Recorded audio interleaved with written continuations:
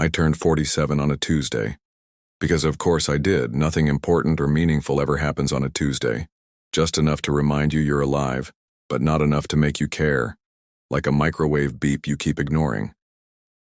There were no texts when I woke up. No calls, no balloons.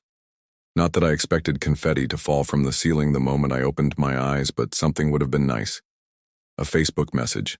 An accidental happy birthday from a coworker. Hell, even a spam email offering 10% off adult diapers would have felt like someone somewhere remembered I existed. But nope, just the usual silence. My wife, Cheryl, got out of bed without so much as a grunt in my direction. She mumbled something about picking up milk and left. My kids, Tyler 19 and Brianna 15, were too busy doing whatever modern feral teens do to even acknowledge me. Probably filming themselves dancing in crop tops for strangers on the internet or yelling into headsets while playing war simulators. You know, real valuable life skills. I sat at the kitchen table for 10 minutes that morning, sipping black coffee and watching a crusty old banana rot in the fruit bowl. It was poetic in a bleak kind of way. A perfect metaphor for how I felt. Aging, ignored, and slowly decomposing in the middle of a room full of people who pretended not to notice. I went to work. Nobody there remembered either. Not Jim, who I covered for last week when his daughter had the flu. Not Sherry from HR, who once cried on my shoulder about her cheating husband. Not even Greg, the guy I gave my last donut to every single Thursday, for a year. They all walked past me like I was part of the office furniture. An ergonomic chair with a receding hairline and lower back pain. By lunchtime, I gave up any hope of a surprise. No cake in the break room. No singing, no banner that read, "You're not dead yet," in ironic Comic Sans. Just me in my khakis, eating a sad microwave burrito that tasted like regret and freezer burn. On the drive home, I told myself it didn't matter, that birthdays were for kids, that real men didn't need candles and streamers, that I was mature, above it all. You know, the kind of mature that starts blinking back tears when the guy at the drive-thru says, "Would you like to upsize your combo?" So I said screw it. I pulled into a greasy little burger joint off the interstate, the kind with cracked vinyl booths and a waitress named Debbie who's been there since the Nixon administration.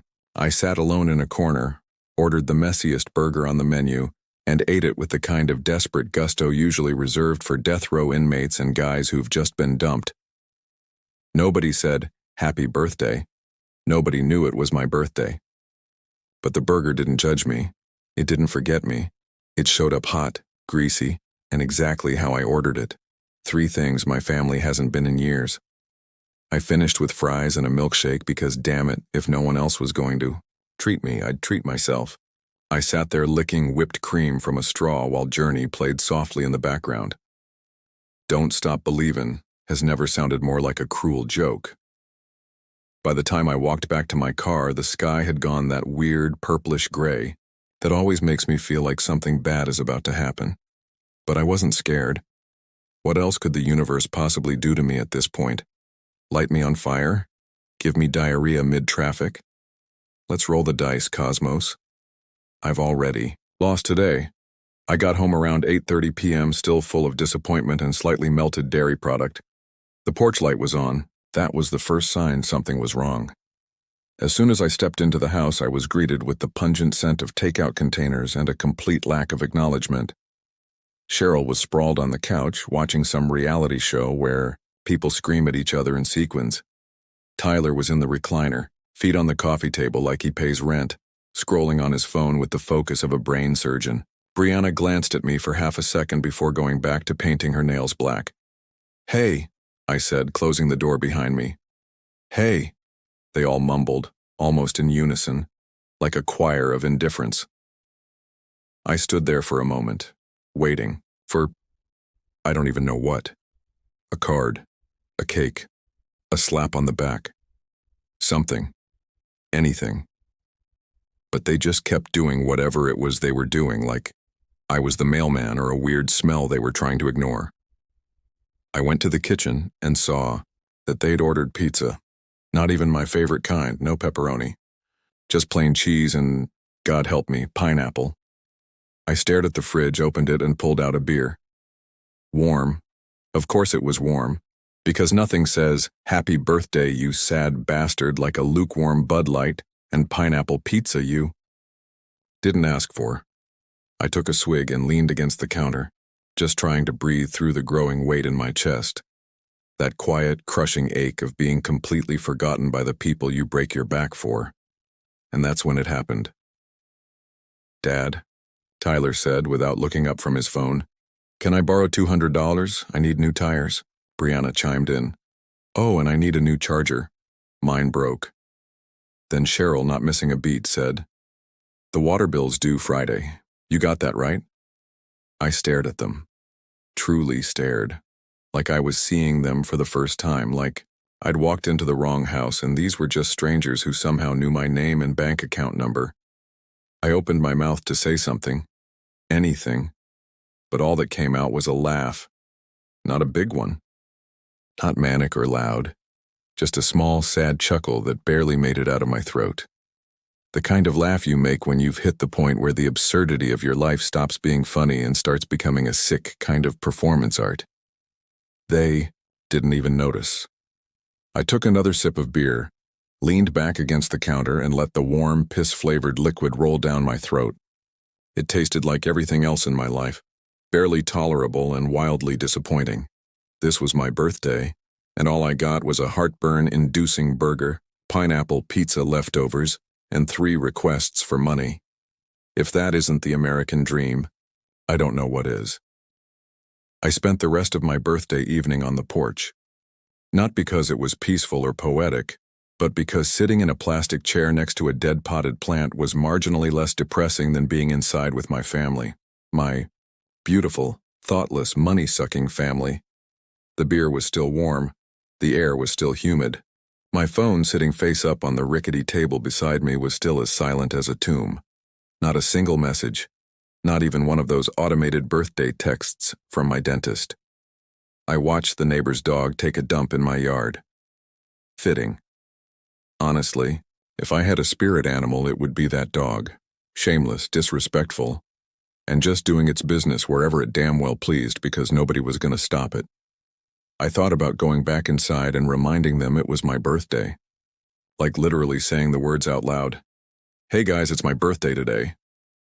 But then I imagined the reactions. Tyler would blink, grunt, and go back to his phone. Brianna might raise an eyebrow and say, "Oh, cool." And Cheryl would sigh like I just told her I lost our mortgage in a poker game. Then she'd pretend to feel guilty for 5 seconds before changing the subject to, "Did you remember to fix the garbage disposal?" No thanks. I wasn't about to beg for scraps of attention like a starving golden retriever. If they couldn't be bothered to remember the man who pays for their Netflix subscription and buys the toilet paper they clog up on a weekly basis, then to hell with it. Eventually, I dragged myself back inside. I walked past them like a ghost, half expecting someone to notice the way my soul was physically peeling off my bones. But of course no one did. Cheryl was asleep with her mouth open.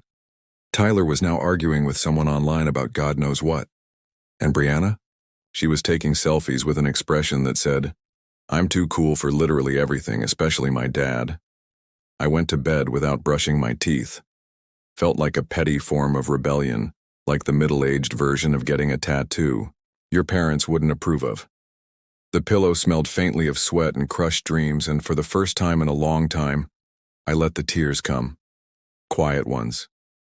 The kind that don't even roll down your cheeks properly, just soak into your eye sockets like they're embarrassed to be seen too.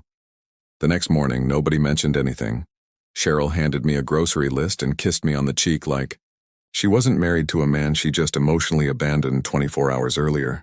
Tyler asked if I could send that $200 through Venmo. And Brianna complained about not having almond milk like it was a personal attack.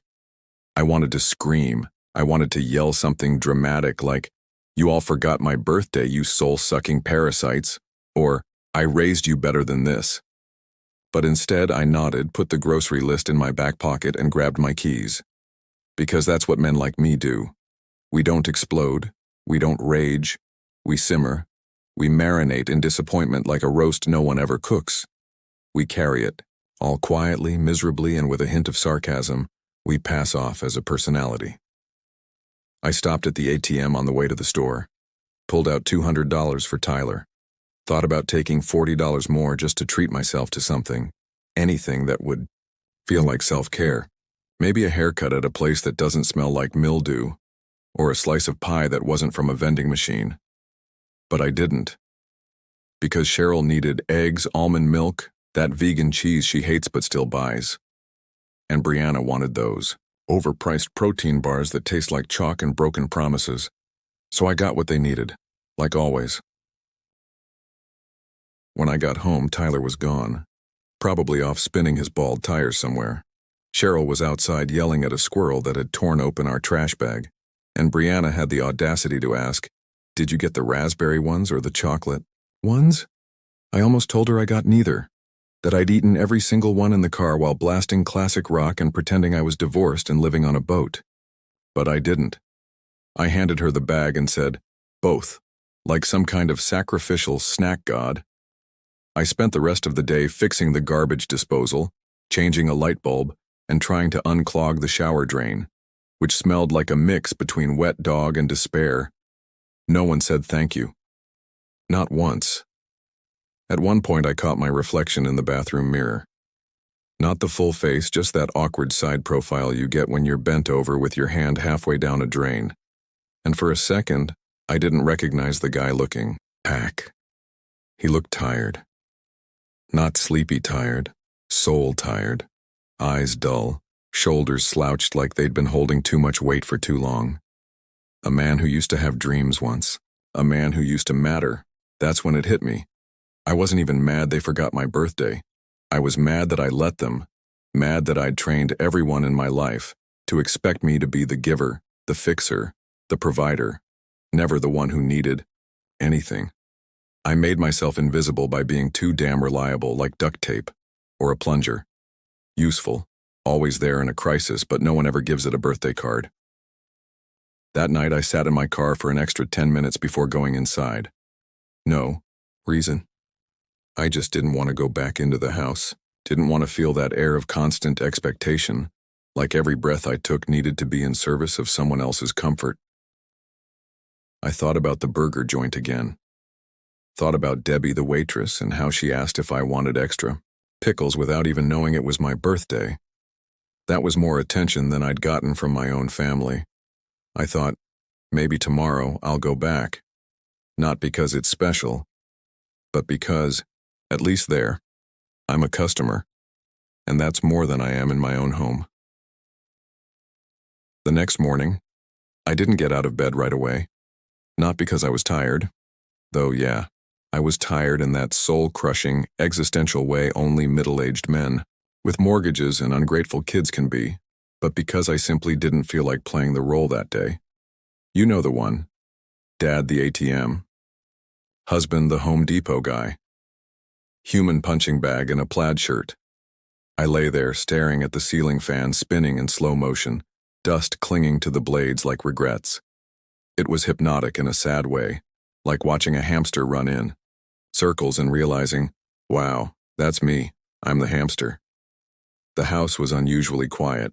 I figured they'd all left, Tyler probably to mooch off someone else, Brianna off to a class she was barely passing, and Cheryl. Honestly, I didn't know. Maybe she was out with her friend Karen talking about how checked out I've been lately. That's rich. Eventually, I got up. Not because I wanted to, but because gravity still works and the mattress was starting to smell like pity. I wandered into the kitchen and made a cup of coffee the way I like it, black and mean. I stood at the counter sipping it, staring at the same grocery list from the day before. I crumpled it up and threw it in the sink. Baby steps. Something shifted in me that morning. Not dramatically. There was no inspirational music, no ray of sunshine breaking through the kitchen window. Just stillness. A dull clarity. Like my brain had finally sent me a memo titled, "Get your shut together." And I read it.